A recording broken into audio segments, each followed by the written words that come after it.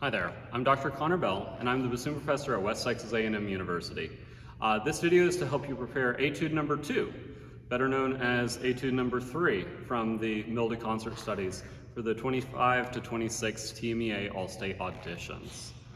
This is a lovely slow etude, although I prefer it not quite as slow as is indicated for you.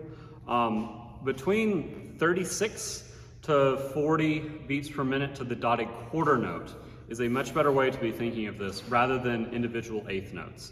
It tends to be very slow and also just kind of draggy if you're thinking about every eighth note in a bar.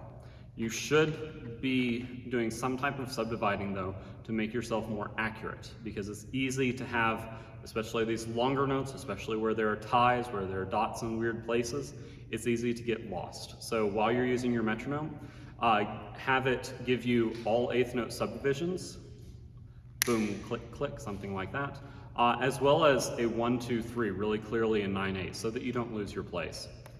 Another really good practice technique, especially for where we do have some of these weirder ties, is to practice articulating every eighth note. And so that first E flat is not 1 E flat, it's actually 6 E flats.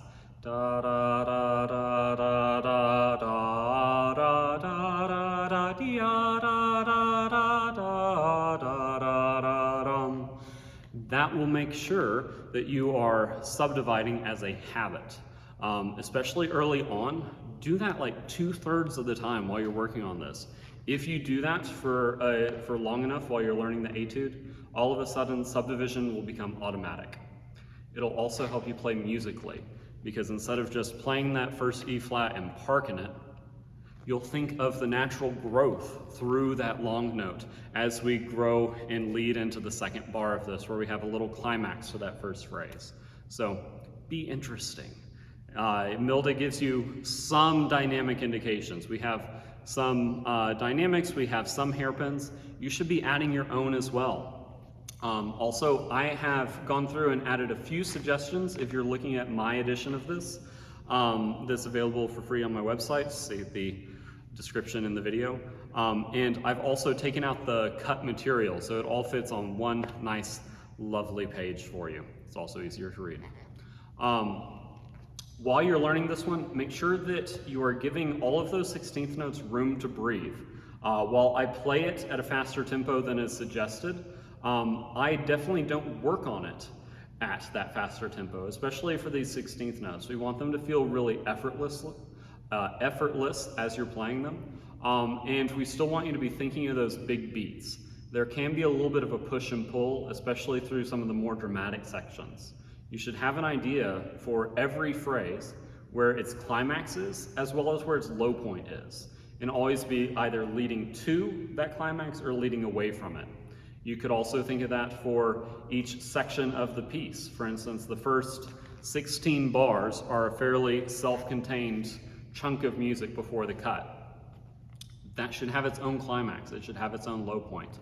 Maybe even some of the smaller phrase groups inside of there. If you think about those things, you'll be much more interesting when you perform this. Watch out for some of the flats towards the end. We have F flats, which you're not used to seeing, but aren't that scary. It's just E natural.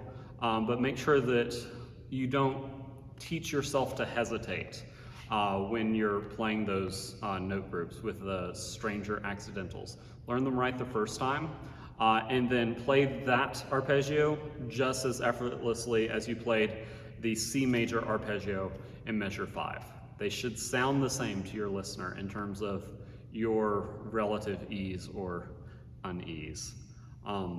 Otherwise, have some fun with this one. It should have some push and pull, and it should be very, very evocative. Good luck.